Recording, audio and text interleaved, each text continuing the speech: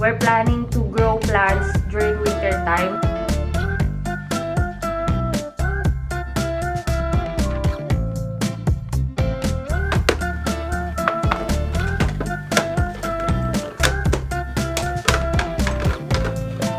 Yung mga chairs namin, yung upuan namin. Hey guys, so it's the next day na po. It's actually 7:14 in the evening na and halos magsisimula pa lang yung araw ko kasi sobrang napagod talaga kami kahapon. Ngayon guys, parang natulog lang kami maghapon. Tas duty na nga rin kasi si Mac ngayong araw na to. So, ang gagawin ko lang tonight is to organize stuff, maglilinis ng bahay. I'm currently doing my laundry right now already. Mag-aayos lang kasi for tomorrow we will work and then after that, aalis kami ng bahay for 3 days, something like that. So, abangan nyo yun guys sa mga susunod po na vlog for sure. Magpa-vlog ako kasi gusto lang namin din maging outdoor, more on outdoor ngayong summer ni Mac. Kasi baka hindi na namin yung magawa next year. At saka pa winter na rin. Malapit na naman mag-winter. By September, October, medyo malamig na. So, medyo sinusulit namin yung mainit na panahon. But tomorrow, I'm not supposed to work. Pero nag-volunteer kasi ako. Isa ako sa mga nag-volunteer to join the Ragbrai team. Ragbrai, guys, probably hindi nyo siya alam kasi madaming...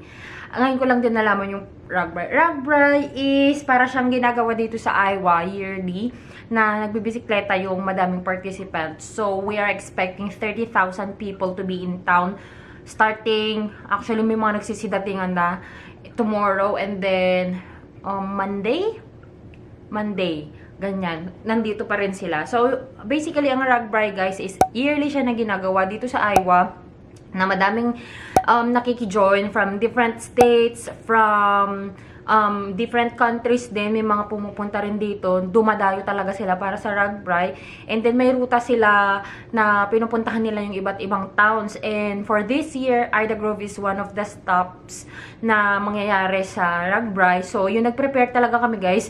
Kung pina-follow nyo ako sa Instagram or Facebook, I shared their simulation, Iowa simulation truck na nag-simulate talaga kami guys ng sa mannequin na yung, alam mo yun, yung sobrang galing talaga ng mannequin nila, yung pwede mong gawin kahit ano, makakarinig ka ng breath sounds, makakarinig ka ng lahat, parang human talaga yung ano nila, human talaga yung mannequin nila. You can do a lot of stuff. Pwede kang magpaanak, pwede kang mag-ano ng operasyon, parang OR setup, something like that. So, yun yung preparation namin guys. And nagkamali kami doon sa pag-volunteer kasi ako kasi guys, in-email ako ng director namin if I wanna join the Ragbrai team. Akala ko naman, if you will join the Ragbrai team, pupunta kaming field, hindi pala, sa hospital pala kami. Ayun, so, wala nga. Hindi kayo makaka-join ng Ragbrai. May concert pa man din dito ata, parang ganyan. Pero kasi, more on, inuman sila eh. Kasi mag-close halos lahat ng streets namin dito guys. Kaya maglalakad na lang din ako bukas, after ng duty ko pabalik from the hospital, maglalakad na lang din ako from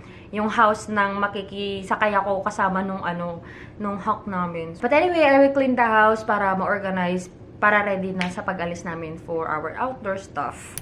So, yesterday pala guys, pumunta kaming Walmart kasi bumili kami ng iba't ibang kailangan pa namin for our outdoor. Sabi, camping, magka-camping kami. Dami kong explanation. Para sa aming camping, tapos pumunta kami doon sa may pang-outdoor stuff talaga nila. Tapos, mga pang-garden and outdoor area nila. Grabe guys, may mga nakita akong halaman. Sale!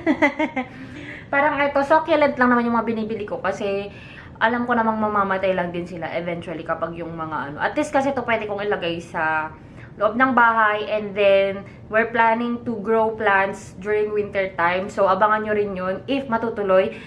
Hindi ko kasi iniisip kasi ang dami nang mangyayari guys. Baka lumipat din kasi kami ng bahay. So, hindi ko alam kung makakapag-grow kami ng plants. Our basement right now is parang bare siya, tapos yung floor is not carpeted. So, perfect sana to grow plants sa baba during winter time. Ang problema, yung lilipatan namin ba na apartment, carpeted na yung basement. So, we'll see kung paano yung gagawin namin. But anyway, guys, I got this one. This is Adolphi. Ang alam ko, previously, $5 mahigit siya. Ngayon is only 1.62. Miss ko yung mga ganito ko sa Pinas. Ang dami kong ganito sa Pinas. And then, this one, I don't know what's the name of this one. But also, 1.46 na lang din siya. O, diba? Mas mura pa kaysa sa mga binili ko sa Pinas. And then, this one, ito yung medyo mahal. Kasi malaki siya. Pero, hihiwa-hiwalayin ko to siguro, probably bukas. But this one is only 2.99 naman. Wala siyang pangalan eh. 2.99 from, ano yung original price mo sis? From 10, 11? Kasi you save 8.97 sabi niya eh. Oh, 11.96 dati ang price niya. Okay. 11.96 dati. Ito guys. So, yan. Tapos, bumili na rin kami ng mga pots. So, ito siya. Ito yung pots actually yung medyo mahal kasi ceramic siya. Tapos, this is from the brand Better Homes and Gardens. Ayan siya. Medyo mahal tong, alam ko parang $7 ang isa. Bumili kami ng 4 na ganito guys. Kasi, ito para sa Adolphi, tsaka dito sa parang sibuyas. Sibuyas. Tapos yung isa, yung malaki, hiwalayin namin siya. Ayun, hiwalayin ko siya. Walang pala. Tapos yung mga nabili ko previously ng mga succulents guys, pinag-iisipan ko pa kasi parang hiwalayin ko na rin sila. Kasi medyo nag-anuhan ni sila, naglalabanan na sila. I'm gonna show you, nasa labas sila eh. So, ito sila guys, ayan. Nilagay ko sila dito kasi itong plant na to ay para siyang naging net para hindi masyadong maaraw. Nasunog kasi sila noon eh. Kaya nilagay ko sila dito sa lilim. Ayan. Yung mga donkey's tail ko, naghahabaan na sila. So, I need to transfer na sila sa ibang box. Pot. Ayan, dami kong sinasabi kung ano-ano na lang. Ayan. Pero yun, may cuttings na ako dun guys. Naparami ko naman na sila. Ayan.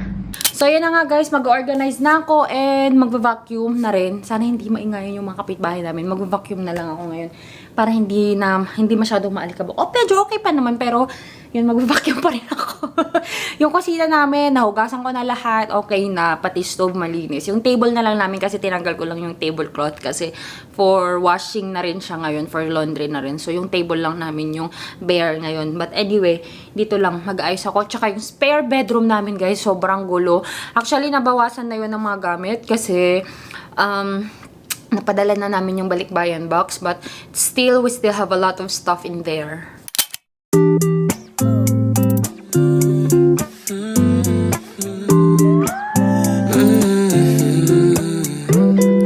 You've been on my mind lately, I tell you all the time, baby, you make me feel fine when you got your hands in mine.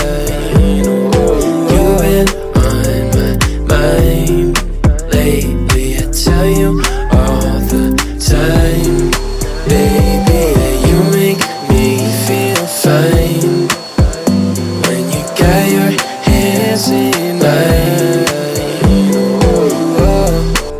Just let me show you everywhere I've been. Travel the world, still I miss my friends. The season turns, go home again. Driving reverse when the summer ends. And you got me high, you got me thinking I want it over again. And you got me high, you got me thinking I want it over again. You've been on my mind lately, I tell you all the time, baby, you make me feel fine when you got your hands in mine. You've been on my mind lately, I tell you all the time, baby, you make me feel fine when you got your hands in mine.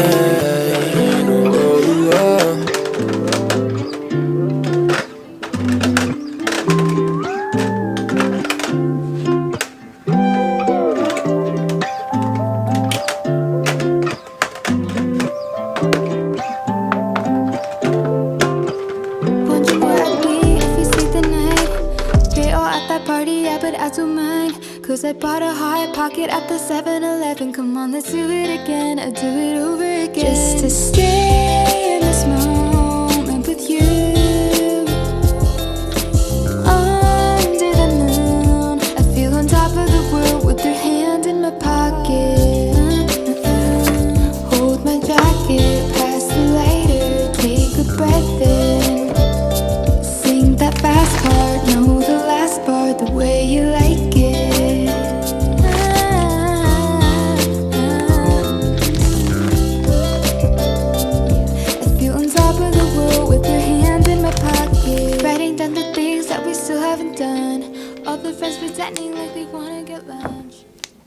Hey guys, finally natapos na po ako sa mga pag-aayos dito sa bahay. Some of the stuff that we will be bringing for the camping ay napack ko na rin. Nandito na sila sa malapit sa kusina namin para after ng work namin, hindi kami masyadong gahol sa oras pag magte-travel. Kasi ako, pag-end yung shift ko at 12 midnight. Tapos si Mac, mag-end yung shift niya ng 7 a.m. So, probably, hindi na naman ako makakatulog by that time. Baka mag-antay na lang ako sa kanya. Or, I don't know. But anyway, I don't wanna be in a rush again kapag magpre-prepare ng mga gamit. Para at least yung iba na lang na i-prepare namin. Yung mga minor stuff na lang, yun na lang yung i-prepare. But anyway, our stuff for the camping is already out. So, yun na yung mga stuff namin for the camping, guys. Nandiyan na yung tent, yung mga chairs namin, yung lutuan namin, and some other stuff here. Yan. Kunti na lang yung kailangang i-prepare for Monday. I just pray na sana hindi umulan pag punta namin doon. Kasi parang sa weather forecast, may time na uulan. Kasi 2 nights kami doon na magka-camp, guys. Anyway, dito naman, kapag umulan, hindi siya ganoon katagal umulan. Pero sana lang, wag naman sa gabi siya umulan. Or, I don't know, parang may retreat. Parang yung retreat lang namin nung college lagi. Every time na magre-retreat kami, magka-camping kami, laging umuulan. Kaya yun, sana hindi siya umulan. Oh, diba? Yung 40%. Bumaba na siya to 30% on Tuesday night. Wednesday, it will be sunny. Monday, it will be, it will be cloudy. So, parang okay naman. Sana hindi na talaga siya umulan. Uy, mali pala tong tinitingnan ko. This is Ida Grove.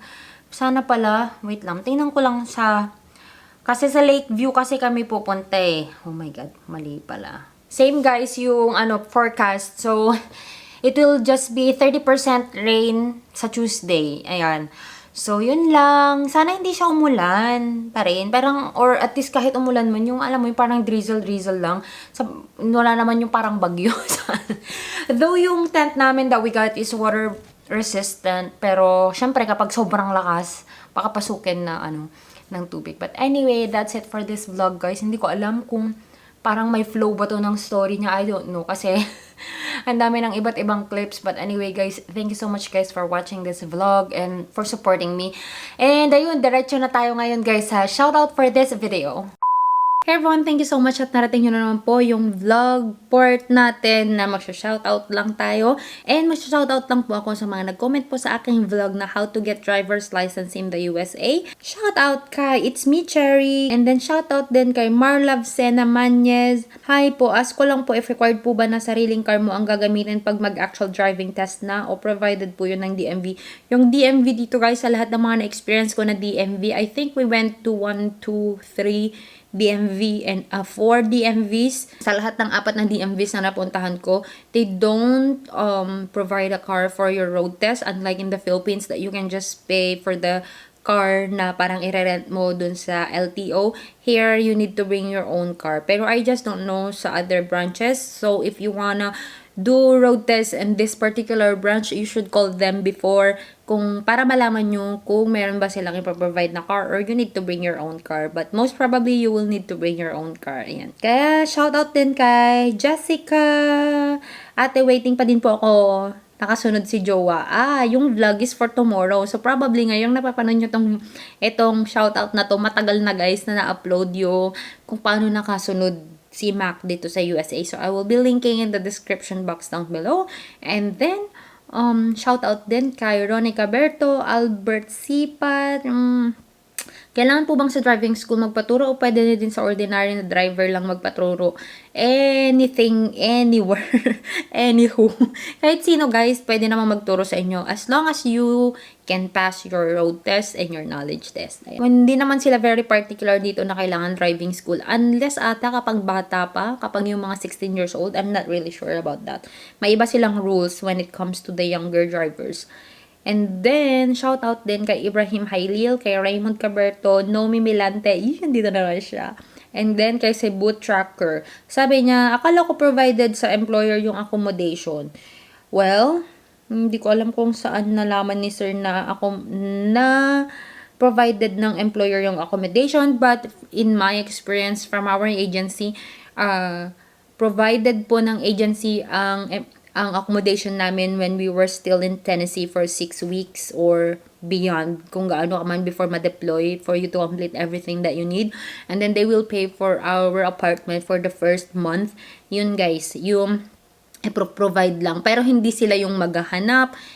Tutulungan ka lang nila na maghanap. Pwede ka nilang i-connect sa mga Filipinos in the community, but they will not be the one who will, dito ka titirahin de. Kasi pagdating mo dito, you will really have choices. So, dito kasi guys, sobrang nire-respeto kung ano yung mga choices ng mga tao dito. So, hindi po provided ng agency. They will pay for my first month and first month in Tennessee and then the second month here. Ayun lang guys. Thank you so much everyone for commenting, for supporting my channel, and for subscribing. And if you haven't subscribed to this channel yet, please do subscribe and hit the notification bell button para lagi kayong ma-update kapag may bago tayong upload. And of course, if you haven't followed me yet on my Instagram and on my Facebook, the name is Joy of Mia. And I'll talk to you guys on my next one. Bye! I think it's sweet, she sometimes winks when she laughs. I like the way she dances bare